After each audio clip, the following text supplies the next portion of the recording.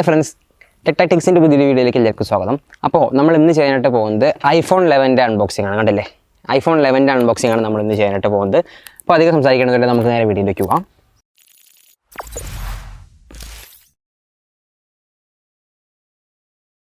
അപ്പോൾ നമ്മുടെ ബോക്സ് നോക്കുകയാണ്. ഫസ്റ്റ് നമ്മുടെ ബോക്സിൽ അവിടെ ഒരു ഫോണിൻ്റെ ഒരു ഫോട്ടോ കൊടുത്തിട്ടുണ്ട്. നമ്മുടെ ഐഫോണിൻ്റെ ഒരു ബ്രാൻഡിങ് വന്നിട്ടുണ്ട്. ഈ സൈഡിൽ നോക്കുകയാണെങ്കിൽ ആപ്പിളിൻ്റെ ഒരു ബ്രാൻഡിങ് വന്നിട്ടുണ്ട്. അതേപോലെ തന്നെ രണ്ട് സൈഡിലും വന്നിട്ടുണ്ട്. ബാക്ക് സൈഡ് നോക്കുകയാണെങ്കിൽ കണ്ടില്ലേ, 64 GB വേരിയൻ്റാണ് നമ്മളവിടെ ഈ ഒരു ഫോൺ വന്നിട്ടുള്ളത്. പിന്നെ ബാക്ക് സൈഡിൽ കൊടുത്തിട്ടുള്ളത് ഇതിൻ്റെ കാര്യങ്ങൾ എന്തൊക്കെയാണ് ഈ പെട്ടിയിൽ ഉൾക്കൊള്ളിച്ചിട്ടുള്ളത്, ഫോണ് എന്താ, ഇയർപോഡ്സ്, ചാർജർ, അങ്ങനത്തെ കാര്യങ്ങളൊക്കെ ഉണ്ട്. അപ്പോൾ അതിൻ്റെയൊക്കെ ലിസ്റ്റ്, ഇങ്ങനെ സാധനങ്ങൾ എന്തൊക്കെയുണ്ട്, ബോക്സ് കണ്ടൻറ്റൊക്കെ കൊടുത്തിട്ടുണ്ട് ഇതിനകത്ത്. അപ്പോൾ അത്രയാണ് ഈ ഒരു ഭാഗത്തുള്ളൂ. നമുക്ക് നേരെ ബോക്സ് നമുക്ക് തുറന്ന് നോക്കി നോക്കാം. അപ്പോൾ ഞാൻ കത്രിക ആവശ്യം വരുന്ന വിചാരിച്ചു, കത്രികയുടെ ആവശ്യമില്ല തോന്നുന്നു. അതിങ്ങനെ തുറക്കാനുള്ള സംഭവമാണ്. തുറന്നുകൊണ്ടില്ലേ, ഇങ്ങനെ ഒരു കവറാണ് ഇതിൽ വന്നിട്ടുള്ളത്.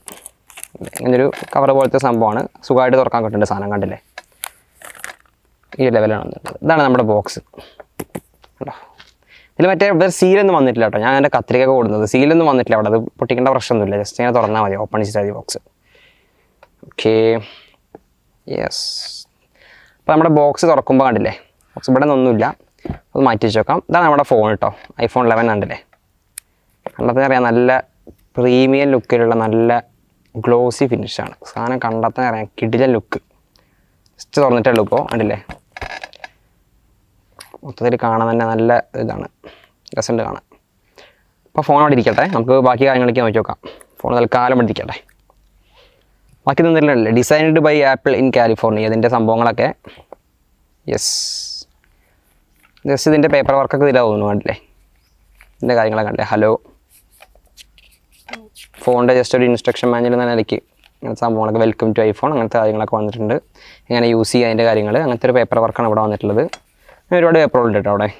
അങ്ങനെ ഒരു പേപ്പർ വർക്കാണ് ഇവിടെ വന്നിട്ടുള്ളത്. പക്ഷേ ഈ ഫോണിൻ്റെ ഷേപ്പ് തന്നെ ഉണ്ടാക്കിയിരുന്നത്. അപ്പോൾ അതങ്ങനെ അവിടെ സംഭവം. പിന്നെ ഇവിടെ നോക്കുകയാണെങ്കിൽ ഇതിൻ്റെ ചാർജറിൻ്റെ അഡാപ്റ്ററാണ് ഇവിടെ വന്നിട്ടുള്ളത്. അല്ലേ, ചാർജറിൻ്റെ അഡാപ്റ്ററാണ് പിന്നെ വരുന്ന സംഭവം. പിന്നെ നമ്മുടെ ഇയർപോഡ്സ് ഇതിൻ്റെ ഒപ്പം വരുന്നുണ്ട്. അല്ലേ, ഇയർപോഡ്സാണ് വന്നിട്ടുള്ളത്. ഇയർപോഡ്സ് അല്ല, ചാർജർ ഹെഡ്സെറ്റാണിത് കേട്ടോ. തുറന്നു നോക്കി നോക്കാം നമുക്ക്. അല്ലേ, ഐഫോണിൻ്റെ ഒരു നമുക്കറിയാമല്ലോ, നമ്മുടെ സാധാ 3.5mm അല്ല. അപ്പോൾ ആ ഒരു ലെവലിലുള്ള ഒരു ജാക്കാണ് ഇതിൻ്റെ ഒപ്പം വന്നിട്ടുള്ളത്. അതിൻ്റെ ഒപ്പം വന്നിട്ടുള്ള ഹെഡ്ഫോൺ, iPhone 11ൻ്റെ ഒപ്പം വന്നിട്ടുള്ള ഹെഡ്ഫോണാണിത്. ഓക്കെ, പിന്നെ ചാർജറിന് ഒരു ചാർജ് ചെയ്യാൻ വേണ്ടിയിട്ടൊരു കേബിളും. അല്ലേ, ബോക്സിൽ വേറൊന്നുമില്ല, ഒരു കേബിളും. അപ്പോൾ ഇത്രയാണ് ഈ ഒരു ബോക്സിൽ വന്നിട്ടുള്ളത്. അല്ലേ, ഇതിൻ്റെ ഒരു പോർട്ട് തന്നെയാണ് ഇതിലിപ്പോൾ വന്നിട്ടുള്ളത്. അപ്പോൾ ഇത്രയാണ് ഈ ഒരു ബോക്സിൽ നമ്മുടെ iPhone 11ൻ്റെ ഒപ്പം വന്നിട്ടുള്ളത്. അപ്പോൾ നമ്മുടെ iPhone 11 അൺബോക്സ് ചെയ്തു. ഫോൺ നല്ല അടിപൊളി സാധനമാണ്, നല്ല സ്ലിമ്മാണ്, വെയിറ്റ് കുറവാണ്, ഒരു പ്രശ്നമല്ല, നല്ല ഫോൺ കേട്ടോ. ഫോൺ കാണാൻ തന്നെ നല്ല രസമുണ്ട്, അൺബോക്സ് ചെയ്തതിൻ്റെ രസമാവും. പിന്നെ നമ്മുടെ ചാർജറിൻ്റെ കാര്യം നോക്കുകയാണെങ്കിൽ നല്ല ചെറിയൊരു ഇതാണ് ചാർജിങ് ഇത് വന്നിട്ടുള്ളത്, നല്ല ചെറുതാണ്. ഇതിൻ്റെ ഒരു അഡാപ്റ്റർ നല്ല ചെറിയ സാധനമാണ്, നല്ല ചെറിയ സാധനമാണ് അഡാപ്റ്റർ വന്നിട്ടുള്ളത്. പിന്നെ ലൈറ്റിംഗ് ടു USB-യിലുള്ള ഒരു കണക്ടറും എന്തൊരു ഹെഡ്ഫോണാണ് ഇതിൻ്റെ വന്നിട്ടുള്ളത്. രണ്ട് ലൈറ്റിംഗ് ബോട്ടനാണ് വന്നിട്ടുള്ളത്, ഐഫോണിൻ്റെ ബോട്ടാണ്. ഓക്കെ, നമുക്ക് അതിൻ്റെ സ്പെസിഫിക്കേഷനിലേക്ക് കിടക്കാം. അപ്പോൾ നമ്മൾ അൺബോക്സ് ചെയ്ത് നമ്മുടെ ഫോൺ നമ്മുടെ കയ്യിലുണ്ട്. കണ്ടില്ലേ, iPhone 11 നമ്മുടെ കയ്യിലുണ്ട്. നമ്മൾ നോക്കുകയാണെങ്കിൽ ഫോൺ റിലീസ് ചെയ്ത് 2019 സെപ്റ്റംബറിലാണ് ഈ ഒരു iPhone 11 എന്നുള്ള ഫോൺ വിപണിയിലെത്തിയത്. iPhone XRൻ്റെ സക്സസറാണ് ഈ iPhone 11 എന്ന് പറയുന്ന ഫോൺ. പിന്നെ 94 ഗ്രാമാണ് ഇതിൻ്റെ വെയിറ്റ്. നമ്മൾ നേരത്തെ പറഞ്ഞ പോലെ തന്നെ വെയിറ്റ് കുറവാണ്, നല്ല വെയിറ്റ് കുറഞ്ഞൊരു ഫോൺ തന്നെയാണ് iPhone 11 എന്ന് പറയുന്നത്. പിന്നെ നോക്കുകയാണെങ്കിൽ iOS ഇതിൻ്റെ വേർഷൻ നോക്കുകയാണെങ്കിൽ, ഇതിൻ്റെ സോഫ്റ്റ്വെയർ നോക്കുകയാണെങ്കിൽ iOS 13 ഈ ഫോൺ ഇറങ്ങിയ സമയത്ത് ഓടിയിരുന്ന സോഫ്റ്റ്വെയർ. ഇപ്പോൾ കഴിഞ്ഞ ഒക്ടോബർ 20 2020 iOS 14.1 വന്നു. അപ്പോൾ ഇതിലുള്ള OS നമുക്ക് ഏതാണെന്ന് പറയാം, iOS 14.1 ആണെന്ന് പറയാനായിട്ട് സാധിക്കും. അപ്പോൾ ഈ ഒരു ഫോണിൻ്റെ നോക്കുകയാണെങ്കിൽ 4 GB റാമാണ് ഈ ഒരു ഫോണിൽ വന്നിട്ടുള്ളത്. ഇതിന് പിന്നെ ഡിഫറൻ്റ് ആയിട്ടുള്ള ഇതിൻ്റെ സ്റ്റോറേജ് നോക്കുമ്പോൾ 64 GB, 128 GB, 256 GB റോമിലുള്ള 3 മോഡലുകളാണ് വന്നിട്ടുള്ളത്. പിന്നെ കളർ വേരിയൻറ്റ് നോക്കുകയാണെങ്കിൽ 6 ഡിഫറൻറ്റ് കളറിലുള്ള വേരിയൻറ്റ്സ് നമുക്ക് ഈ ഒരു ഫോണിൻ്റെ അവൈലബിൾ ആണ്. വയർലെസ് ചാർജിങ്ങും ഫാസ്റ്റ് ചാർജിങ്ങും അനേബിൾഡ് ആയിട്ടുള്ളതാണ്. 20 വാട്ടിൻ്റെ ഒരു അഡാപ്റ്ററാണ് നമ്മൾ നേരത്തെ അൺബോക്സ് ചെയ്തപ്പോൾ കണ്ടത്. 20 വാട്ടിൻ്റെ ഒരു അഡാപ്റ്ററാണ് ഇതിൻ്റെ ഇപ്പോൾ വന്നിട്ടുള്ളത്.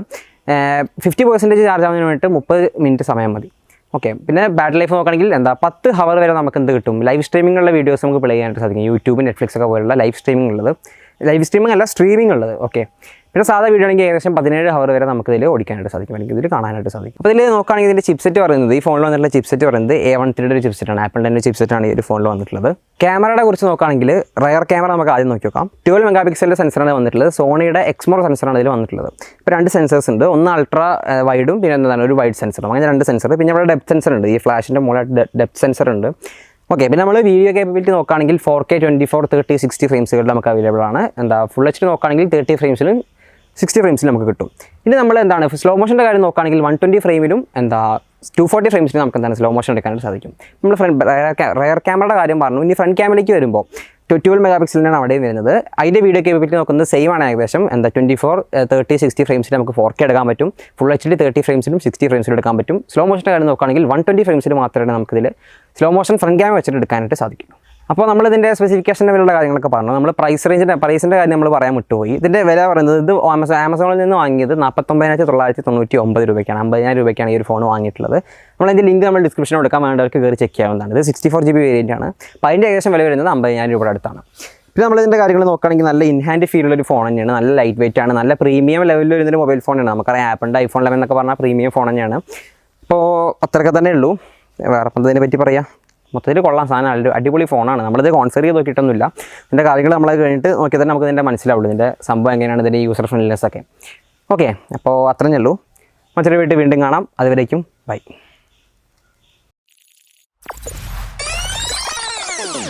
ഞാൻ എന്താ പറയുക ആദ്യം നടക്കുക ഇതിലപ്പോൾ ആ ഒരു ഇതല്ലോ ഒറ്റ അപ്പോൾ ഒരേ സമയം ചാർജ് ചെയ്യാനും ഹെഡ്സെറ്റ് വയ്ക്കാനും പറ്റില്ല. തുടങ്ങിയോ? അപ്പോൾ നമ്മുടെ